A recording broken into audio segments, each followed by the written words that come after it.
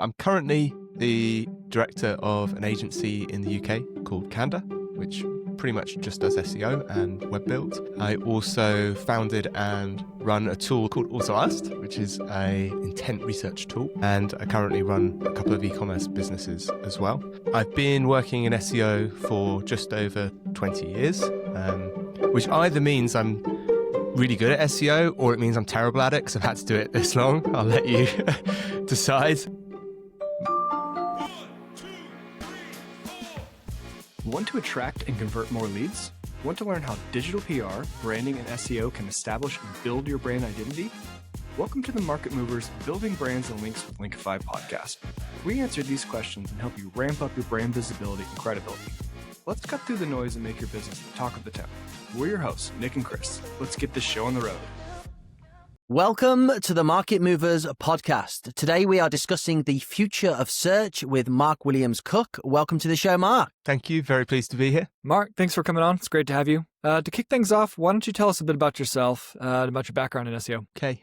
So I'm currently the director of an agency in the UK called Candour, which pretty much just does SEO and web build. I also founded and run a tool that hopefully some of your listeners have heard of called AlsoAsked, which is a intent research tool. And I currently run a couple of e-commerce businesses as well. I've been working in SEO for just over 20 years, which either means I'm really good at SEO or it means I'm terrible at it because I've had to do it this long. I'll let you decide. Most of that time, probably about 15 or so years, has been primarily agency side. I actually started in SEO, essentially full-time doing affiliate marketing, made for AdSense sites when that was more of a thing, and kind of bounced in and out my first few agencies. So the first agency jobs, like many agency jobs, was lots of work, paid terribly, and then ended up kind of by chance, happenstance, making more money from my affiliate stuff than they were paying me. So I left, did that for quite a while, and then ended up orbiting back around to agencies, which was really good for me. So to be very kind of frank, I didn't at the time have any formal training qualifications in marketing. I came from like a tech background, like a nerdy computer background, and got into SEO. So going agency side for me for such a long time was really good because I was surrounded by people who actually understood marketing and brand and things like this. So I got to learn from them. But yeah, that's what we've been doing since. Awesome. And you're a relatively prolific speaker as well. I had the pleasure of seeing you speak at the Digital Olympus event in Amsterdam a few months ago. And you just told me you've done 13 this year, I think you said. Yeah, I think that's right. So it's interesting because I write a lot normally on LinkedIn, which is where most people know me. So I try and publish like tips about SEO every day. And the speaking thing, as I was saying to you, it's primarily only been this year that I've done lots of public speaking. So I think before that, I've probably done, excluding this year, maybe only 6 or 7 public speaking engagements over the last 20 years. And it's interesting because then when I do speak, people are like, oh yeah, I've seen you all over the place. And it's like, I don't think so. Like, I'm normally the hermit behind the computer. But yeah, I appreciate chance being here. And yeah, I do enjoy the public speaking. I might be doing a bit more of it if I can think of something interesting to tell people. Yeah, well, you were very, very, very good. Okay, so let's dive in then. So let's start with the current state of the SEO industry. We're seeing a lot of the narrative across social media that, well, certainly from a subsect of people, that SEO is dead. And then some people are saying it's business as normal. What's your lay of the land with where we are with SEO and search in Google currently? So, I mean, it's like that meme with the guy with the rope, right? The first time thing. Like SEO has been dead, like seriously 4 or 5 times over my career. And to me, we're not really in any different situation to where we were 5, 6, 7, 8, 10 years ago. It's certainly not dead. People are still searching. Even AI-based search primarily is 3 Google searches in a trench coat a lot of the time. I think that's where a lot of that narrative comes from, right? Which is that, oh, everyone's using ChatGPT and AI search now, so SEO is dead. But the fact is those systems are not information retrieval systems. They're just not built that way. The backbone of what they are doing is based on companies that have an index of the web and a way to rank that against queries. And yeah, there's another layer there where they synthesize the information and it doesn't one-to-one correlate with what we see in the SERPs. Like ChatGPT uses the Bing API, for instance, to get URLs, to get documents for its results. And one interesting thing is the Bing Results API differs from their user-facing SERPs because you're not getting a lot of the front-end re-ranking layers that you get in Google as well. So actually the results are similar, but not exactly the same. So I think sometimes it's easy to draw the incorrect conclusion where if I say, okay, this particular result is coming from Bing, and then someone does a Bing search and they're like, aha, it's different. It's because of the AI search. And it's not. It's just it's taking a different kind of pathway. And there's a whole bunch of stuff I've done talks on before when we found the Google exploit, where we found a lot of the front end kind of re-ranking metrics that they use. So there's new things to consider for sure for SEO. And I would argue that's no different to when featured snippets became a thing. It's no different from when we started getting map packs, shopping results. Like search is always changing. We're always having to adapt. But the core of what we're doing, which is, building brands, making things machine readable, making content that can be easily summarized for humans and robots is still pretty much the same set of strategies. I think for a lot of people, it is just that this feels different. Before it was like, there's a Google update and you're like, oh, PBNs don't work anymore. Like SEO's dead. But there was nowhere else to go. Like nobody was going off to DuckDuckGo to do searches, like just because of the PBN update or Panda or Penguin or whatever. But now the narrative of like search moving to AI, I know when I'm looking at stuff, I rarely go to Google. I'll go to Google if I'm actually trying to find a website. If I'm trying to find information, I go to ChatGPT. The younger generation, I have to imagine, like they're not going to be Google native. They're going to go in different directions. How do you think that's going to play out long term? And for SEOs, it doesn't matter. Wherever the search is, that's where we'll work, right? But where do you think that moves to, longer term down the road? The browser is I think the answer for that. So it's interesting, right? Because I think we're in this interesting midpoint between classical search, which is you go to a destination, you try and type your query, and then you get some results and you figure out what you're doing from there. And what a lot of people are describing as more agentic, which is essentially you just tell the thing the task you want to achieve, and it does a lot of the drudgery for you. And my original view of that was the people that will win that race will be the hardware owners. So whether it's Google with Android, whether it's Apple with iPhones, because they are you think about how much you do on your phone and how much meta information you flows through that phone. That's the perfect ripe breeding ground to make a helpful AI system.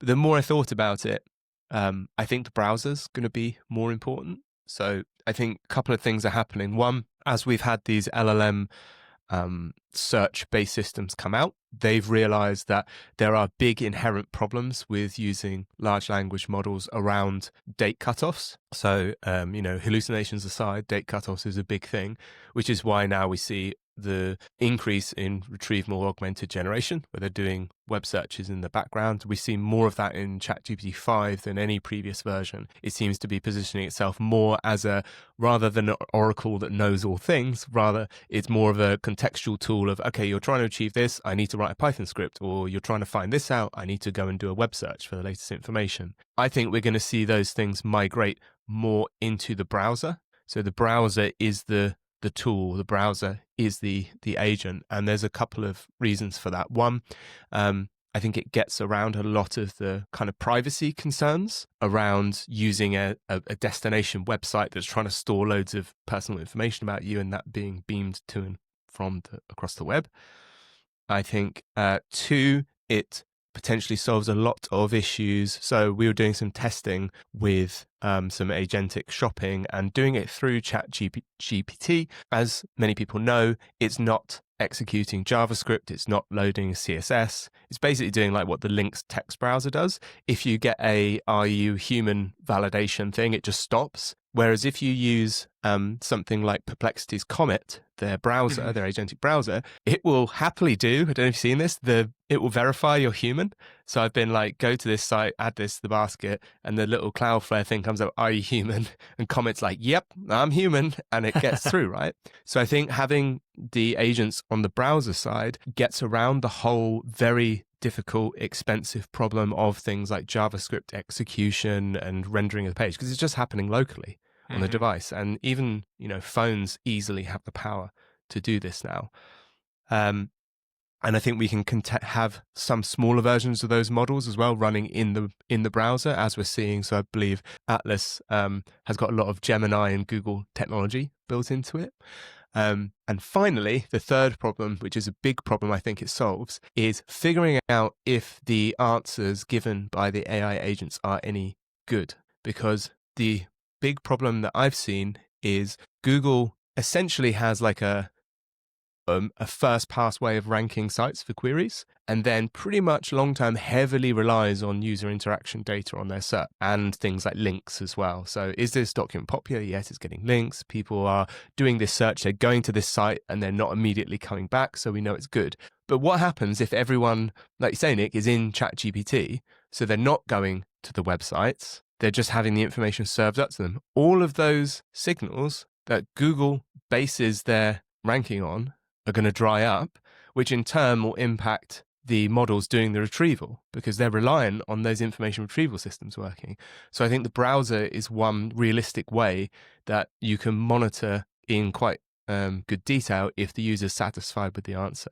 So I do think you're right in terms of we're going to have this more omni-type search where you'll be able to interact conversationally, which I think is great.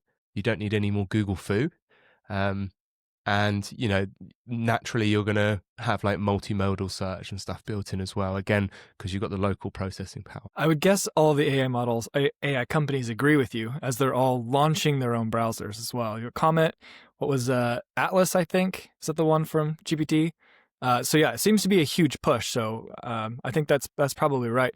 And I think for a lot of people, like whatever comes installed on your phone and is easy to use might be the one that wins. So it might be develop a nice browser, pay a lot of money for it to be the default on Apple or Samsung or whatever, and then adoption through that way. Is that what you think? Yeah, I mean, I think the one thing you can conclude from looking through the history of technology is that the thing that gives a similar output with less effort is the thing that wins. So that, reducing friction, and we've, again, historically, we've seen that with, if you're old enough, Internet Explorer being bundled with Windows and being installed on Dell machines to, I installed a new Windows 11 recently, and it was almost pathetic how much Microsoft begged me to use Bing. It's like you're searching for Chrome and there's literally pop-ups in Edge being like, hey, no, why don't we just use Bing and install Edge? It's all fine. That's a good point. Yeah, I think if you can get the default kind of experience, that would help adoption. I don't know the legalities around that now, because I think there is, there's a bunch of monopoly rules around. You have to offer a kind of a choice now. So I think the important thing will be the first movers to drive adoption, which is what's happened with ChatGPT, right? So ChatGPT is based on technology that Google made, and they had it before anyone, and they didn't push it out because they actually weren't as well sure if people would kind of like it in the, oh yeah, we just kind of read all your content and now we're recycling it. But then ChatGPT came out and obviously people loved it, and Google were a bit like, oh. And it's not that ChatGPT did something Google couldn't do, it's just that they moved first. So I think we're not there yet in terms of the agentic browsers being able to reliably and complete tasks in a timely fashion. So if you've tried them, they fail a fair amount of the time, or they take a stupendous amount of time to do something, or they get it wrong. So at the moment, it's kind of more effort to nanny them into making sure they do the task. But I think once that's cracked, it will be more who gets there first. I couldn't get to grips with Comet, and I'm flip-flopping between. Nick said he's pretty much got himself like in a system of he'll search for ChatGPT for information, Google if he needs a website. Me, I'm like all over the place. Like I'm using I'm using GPT for certain things, Perplexity. I'm hopping over to Claude. I'll just use the Google AI mode search. Like I haven't found this like frictionless flow of using AI in my day to day. So I do agree with you that and I think we're probably in a position where like this is happening now. Even Perplexity made a crazy offer to try and buy Chrome when it was going through its court case. Do you think Google is in the best position to actually dominate this future of search? It seems to have been like a bit quiet in the wings, yet it's like stealthily releasing some awesome stuff. Like, what do you think's going on there? Oh God, yeah. I mean, the main advantage Google is I think they just had their first $100 billion quarter. So they're just printing money from everywhere. And basically the other operators, so ChatGPT, I think last year lost $6 billion. This year was on track to lose 12 billion, but I believe the last numbers I saw, it's in the 20 billion something they're going to lose this year. Paid user, if you got rid of every free user on ChatGPT, the paid users still lose them money. They cost more to serve than they're getting, right? Same with Perplexity, just absolutely burning through cash.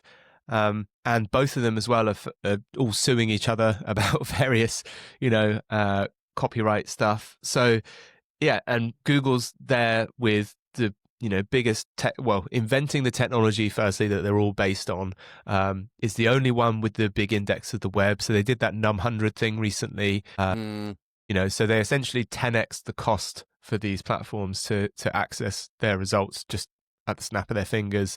As we said, Atlas is using Gemini, and it's a Chromium product. Yeah, I mean, they've got all of the cards. That said, there's that whole meme around the Google graveyard, right? About all the products they abandon and build and they miss with. So I think there is a chance that Google's just so big, it can't move quickly enough with the right focus to get a product that comes out that captures people's imagination. They've been pushing people more and more to use AI mode. A Google spokesperson, I don't know if you saw this, talk Chris at Digital Olympus, said they expect AI mode kind of answers only to be 5 to 10% of queries, which surprised me.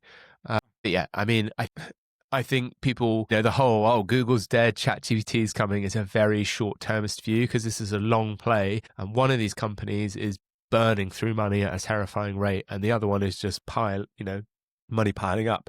Yeah. So again, what happens in these kind of ecosystems, maybe someone will come along with a really great product that people start using, and then Google, Alphabet, just buy it.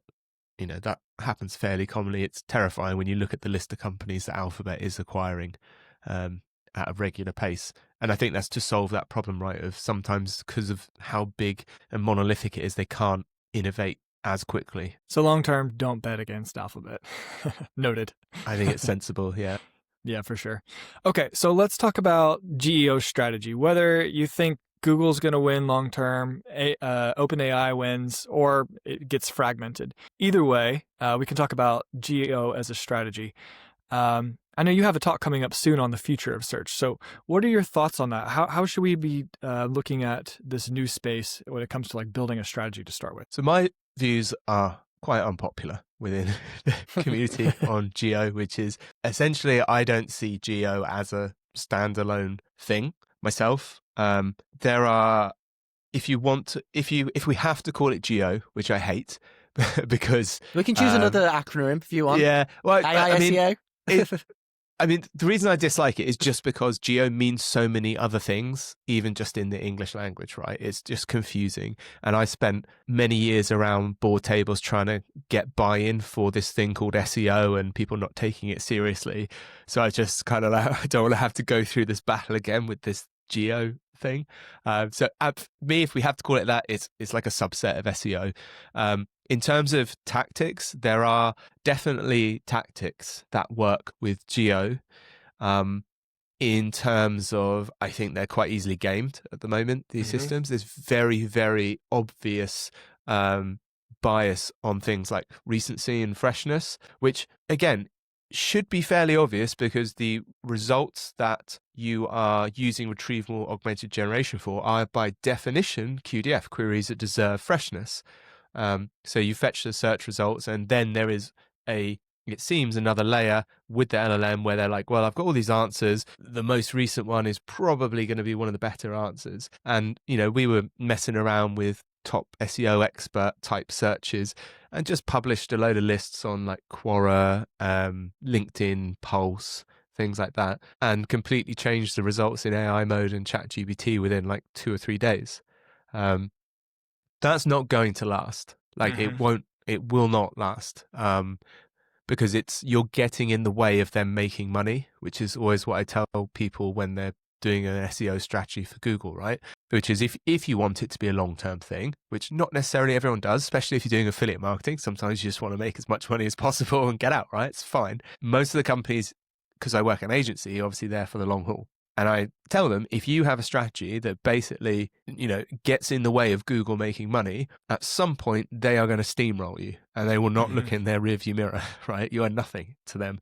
So the best long-term strategy is finding something that at least aligns with Google, or at least doesn't get in their way. And if anything, helps them in some proxy manner make money. That's like the long-term strategy, right? At Digital Olympus, I did talk about things we do need to consider in terms of the paradigm is different for how people are searching. So of course, it's not like people are just doing Google searches on ChatGPT. There are things that you can account for. So things like personalization was a fairly prominent one. So the example I gave at Digital Olympus was having a conversation with ChatGPT, asking it for some vegan recipes. And then later on, I ask it for recommendations on running shoes. And it says to me, oh, hey, I see you're vegan. So here are some cruelty-free brands or some shoes that don't have leather in. So it's completely altered the searches that are happening in the background. There is a process for both Gemini and ChatGPT where you can see which queries are being triggered by the web search in the background. So again, that's a new layer in our keyword research. We're still doing, if we want to call it keyword, research, query research, whatever. But now there is a new layer of, we will do things like generate synthetic prompts based on personas. So we have a tool that we made where we describe the different personas and we ask the LLM what kind of things might people ask you if they're looking for, and then we can cycle through each keyword and each persona.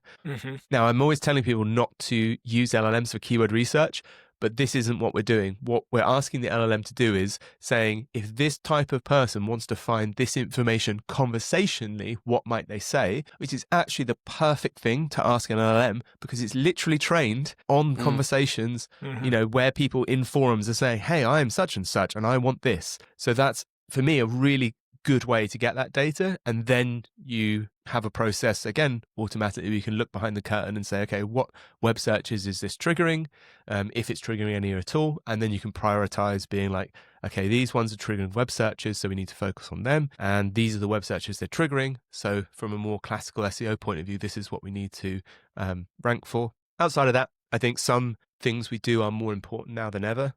Digital PR being, for me, the obvious one. So from an SEO lens, digital PR used to primarily be about earning links, which I think is still important. So LLM companies are buying link graph data from the big SaaS providers to use in their pre-training to weight the token probability trainings. But obviously being just mentioned more around the web in a positive way, I think is more important than ever. It's this whole brand shifting from, 1950s advertising, the brand is what we tell you it is on the billboards, to early 2000s, the brand is what people say about you online and on Trustpilot and stuff. And now in 2020s, we're moving to your brand is the footprint you've left in these terrifying tools that read the entire web and kind of summarize them. And for that, finally, we use tools like YK, what AI knows about you, to inspect how AI models understand the brand inside the model, because this can account for the in-model answers where they're not doing this retrieval augmented generation. That's a longer term thing to get into that training data. But even retrieval augmented generated answers are based in the tokens the model generates. So that's the long game, is we need to convince each of these models and let them understand who we are, what we do, who we're targeting, why we should be chosen. Can you talk about how digital PR impacts that? So like what kind of queries do you think it actually relies on, like seeing that you've been mentioned in the media? Like where does that play in exactly? So I think digital PR is important in both aspects. So if we separate it, for me, there's the in-model optimization, which is if the model is not grounded and you do a search, who's going to come up? That's like the long-term memory of the model, right? The retrieval augmented generation side, which is when the actual search platform is like, okay, I need to do a web search to check that I'm giving a good answer. That's more like the short-term memory, which affects the answer, but it doesn't drive it in its own. It's not in a vacuum, right? So from a digital PR point of view, being mentioned, firstly, just in context, in volume is important because that's in the training data, right? Literally, that's all those models are doing. Their token prediction at the very base model, it's token prediction. The pre-training, which is the stuff that happens during that first phase when the model is built, cleans up the data, does stuff like removes code, just gets the text. But what's also happening there is they're weighting based on where the information comes from.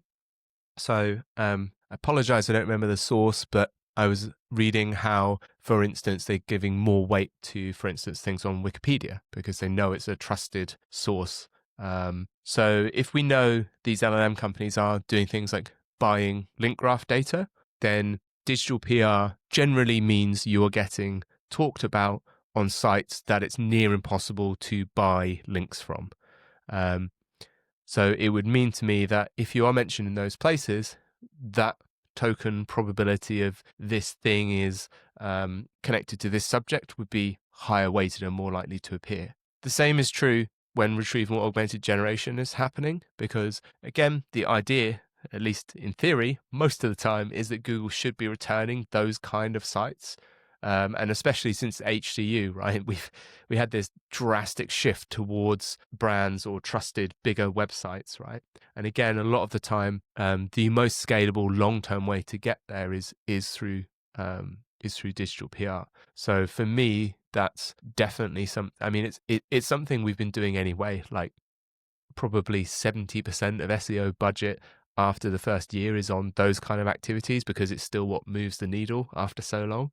And I just can't see that diminishing with how I see, these models working. I think stuff like getting a link insertion is just going to be completely useless when it comes to, visibility in LLMs, which is a good thing for users, I think, at the end of the day.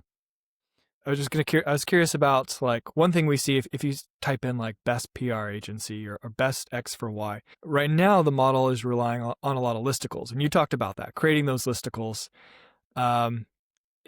Is that maybe the one area? It's a short-term play where getting a link insertion does pan out.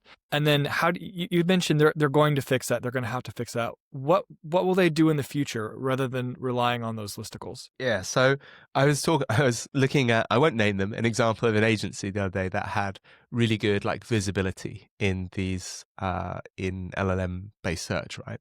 So I was searching for things like, best content marketing agency, and they were coming up, and essentially they'd built like 50 listicle pages on their own site and listed 20 agencies, and you'll never guess who was top in every one of their lists, right? It was them, right? And I was just kind of like, this is really cringe because sure, like I found you in ChatGPT and I go to your site and now you're like, yeah, we're the best. And obviously I'm kind of like, I immediately don't trust you now because I can just see what's happening here. So, yeah, I think this is what I was talking about in terms of they're very easy to game at the moment. The qualification round to get through is fairly transparent. And then when it comes to how sure are they that the answer's good, and you have this bias with LLMs that they kind of want to sit on the fence a lot of the time for anything subjective. And when you get into information retrieval, we start to realize how much information is actually subjective and not objective. A listicle is obviously a great kind of way to do that. So I understand from a technology point of view why this is happening, and we're going to go through the same cycle that, again, we've been through with Google for so many things. so many years, which is, hey, like this really lowbrow technique works, and then people talk about it, and then there's enough people who are like, oh yeah, screw it, I'll do that, and then they ruin it for everyone to the point where users are like, well, this product's rubbish, and then the vendor, the creator, has to be like, okay, well, we need to fix that. And this is, to me, again, from a brand point of view, what I am steering our clients away from.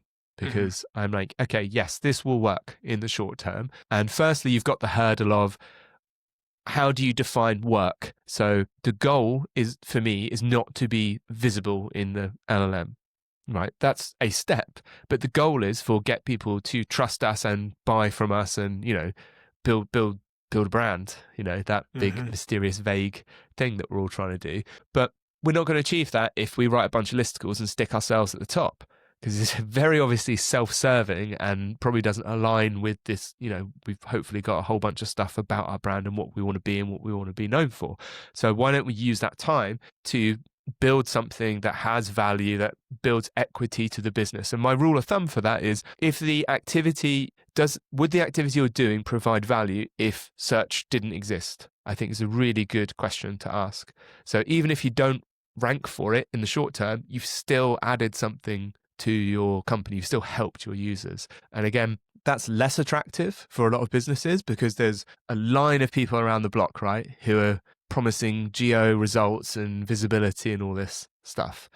But again, it depends where you operate in the market. If I'm doing affiliate stuff, sure, give me all the listicles all day. I'll programmatically generate them and spam the heck out of it. If I'm working with companies, which I am most of the time, then it's long-term play for me. So I really don't care that works in a vacuum because, as Lily Ray always puts it, it works until it doesn't, which is very, very true.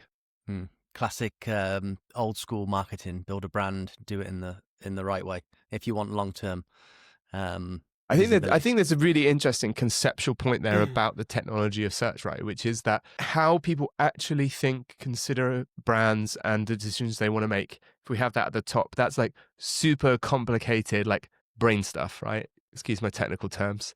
And what we've seen over the years is there's proxies of how to measure that flow downwards in greater and greater simplicity. The base level being Alta Vista era, we just have some text on a page and it matches the query, right? And then Google came along and they were like, oh, actually, when people like stuff on the web, they tend to link to it. And that's a good way to measure kind of popularity and trust. And then we took another step up the ladder with all the user signals. So we're getting closer and closer to that. And I think the fascinating thing for me about large language models is those models are just, the parameters are just the mathematical relationships between all of the different tiny little chunks, tokens of our language. But what's fascinating to me is the mathematical relationships between the chunks of language have encoded knowledge in them. We have, you can pull understanding from that. And that's what LLMs are doing. And that's, again, one step closer to this really fuzzy, complicated human kind of brain thing. So if you're we're always trending upwards in terms of that complexity in the technology, right? So if your strategy is focused on fiddling with the metrics that we're using for that, at some point, they're going to take a big step over your head. And all of that work you've done is gone because the measurements moved up in complexity. I just think it's an interesting way to look at it. Yeah, it long-term. is. It's fascinating. This has been really, really insightful. As we get towards the end, I did want to just pull back on one thing that you talked about earlier in terms of strategy. When it comes to these like AI visibility tools that we're seeing, like a plethora of enterprise solutions coming out now, which is supposedly going to help you discover what topics you should try and cover in terms of, appearing in AI search results. It's impossible to know that. There's going to be a billion different parameters of these conversational journeys that all of these different, as you put it, potential consumer profiles might take.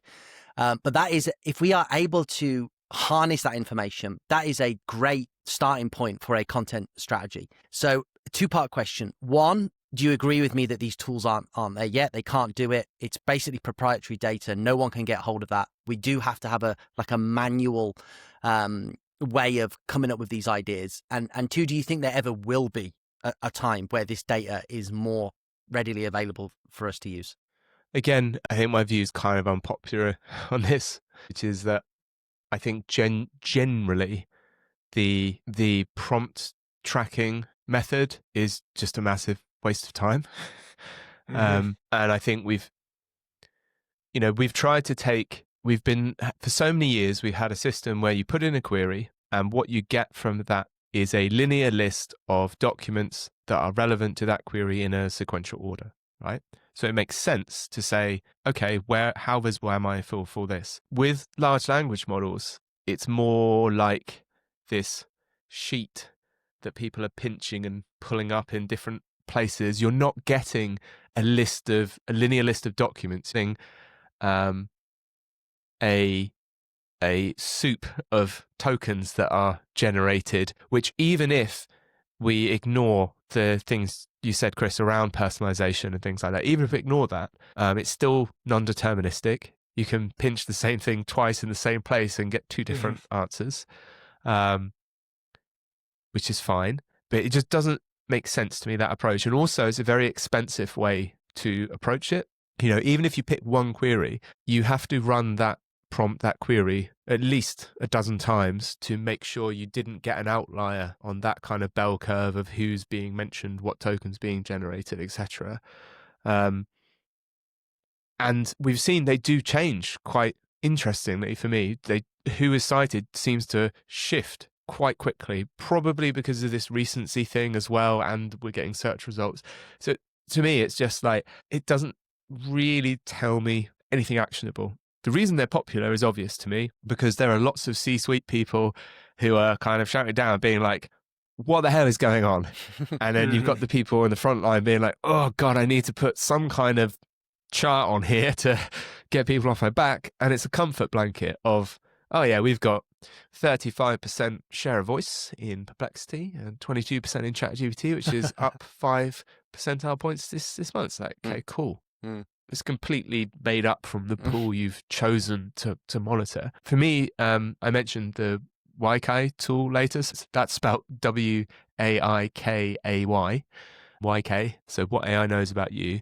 I don't know if you've heard about that. It's made by Dixon Jones of Majestic and Inlinks. Their approach they've taken, although they've added prompt tracking, I think, because so many people have asked for it, is to look at the model itself. And, you put in a website, it will, from its own knowledge graph, kind of then ask a bunch of questions to the AI about this brand and then curate them as kind of like things like facts. So this is what the AI understands about your brand, that you serve this kind of people, you've been around this long, this is your policy on this. For me, that's a more analog way to look at things, but that's the correct way to do it, because as I said earlier, even when RAG stuff is happening, everything stems from that model. And the other person who I think is really worth listening to on this is someone called Miriam Yessier, and they've spoken a lot about like multimodal search and how that's playing into AI, and even things like package design are going to be important for AI to be able to look at images and understand what's in your product. Things like ingredients, what's included, that extra information, rather than, again, looking at this level of, we know these metrics are things that they look at, so how can we impact these metrics? I think there's a whole new layer of AI discoverability that is the way we should be looking at it. And it's harder to measure in a number, but like tough, right? It's, I think that's the conversation you can choose to have with people. It's either, yeah, here are some numbers to make you sleep better at night, or actually it's really messy. There's not a good way to measure it. But the good news is, if we go in this direction, because of what we explained earlier about how these algorithms are kind of working up the food chain, this should be positive, because that's, all the data we see is trending that way. And there are a bunch of actionable things you can do from that. It's just hard to measure ahead of time. That's a hard thing to explain to your client, or Absolutely. if your boss even, like, just trust me. Like, we can't. There's no great tools for this. 100%. So when I get asked, like, what's the biggest challenge with AI and search, my answer is explaining to stakeholders what the heck's going on and why they should trust you. But we've been in that situation before. So, for instance, like, we've got a podcast, right? And I could not on a spreadsheet show you it was worthwhile doing for like 2 years. I had some listeners, didn't have any sponsors. Did people like it? Random people I spoke to did, but I knew it was the right thing to do because it filled a gap that I knew existed. So we just carried on. And now it's got lots of listeners and we've got lots of sponsors. But if you had gone for the kind of more corporate, you need to justify this on an ROI spreadsheet, it would have been killed after like 3 months, right? And I've seen lots of really good marketing initiatives killed because people can't justify them on a spreadsheet, which is kind of tragic, right? Because marketing is about creativity and doing new things and getting noticed because you're not in this bell curve of average stuff. But the problem is that's always the hardest stuff to predict and measure. So people don't want to gamble. Yeah, I think this is like the perfect area to wrap up. So on this note, we've talked about, you think digital PR is going to be a long-term great focus for, obviously for Google, but for AI visibility. You were just talking about podcasting. We know that podcast transcripts can be pulled by the models, YouTube as well. We've kind of talked about like building a brand. That should be the focus, not on these short-term things. So if we look at a smaller company, they don't have the resources to do everything that you would consider like traditional marketing, brand building. What are your thoughts? Like, what do you think should be the focus if AI visibility is the focus? Should be podcast, YouTube? Is there a different channel you would focus on? I'd look where my customers are. Is the answer for that. I don't think the medium particularly matters. It's just about understanding where your customers are. If you're a smaller company, generally, I think it's worth trying to build some kind of community, because that's something small companies can do well, because you can have those quality interactions. We've all experienced this, right? The bigger the company gets, the harder it is to actually speak to a human or find anyone who cares whatsoever. The smaller company is like the opposite. So they're in a really good position to build communities. Communities are great because if you sow the right seeds, they will go out on Reddit and wherever and talk about you and do all the stuff that marketers are saying you need to do yourself. And that's a more genuine way to do it. So that's would be my first starting point for where would we start a strategy that will work in AI for companies with smaller budget. I love that. Yeah. So don't go and buy a bunch of aged Reddit accounts and start. Is that what you're saying? So, my Reddit account's old enough to drink now, and I've seen a lot of companies come and go on Reddit in that time. It's changed a lot, but it's pretty good at self-insulating. Yeah. And just like scale, right? If you can get people, if you can be the spark and have the interesting thing that people talk about, that's like cheaper than buying the aged Reddit accounts. It's not as simple. It's harder to do, but again, it scales because you don't have to go and manage and do your proxies and warm up accounts with upvotes and all this stuff. %. Mark, this has been absolutely awesome. If people want to find you, where can they track you down? Also, you've got a fantastic newsletter, which I cannot recommend enough. So if you could tell people where they can sign up for that as well. Sure. I'm most active on LinkedIn, Mark Williams Cook on there, so pretty easy to find. I think I'm the only Mark Williams Cook on the internet, so for better or worse, it's easy to track me down. At coreupdates.com, if you just Google Core Updates, it's our newsletter, goes out every Monday, has 5 SEO tips in it and like a bullet point of the important news. So if Google has changed its font slightly, that will not be included, but there's stuff that you actually need to do your job better, that will be in there. We've got a podcast called Search with Candour as well, where once a week we interview people and once a month I sit down with my co-host Jack and talk more in depth about things that come in Core Updates. Or I am on Blue Sky now. So again, Mark Williams Cook instead of Twitter. That's awesome. Mark, thank you so much for being such a great guest. My pleasure. Thanks for having me.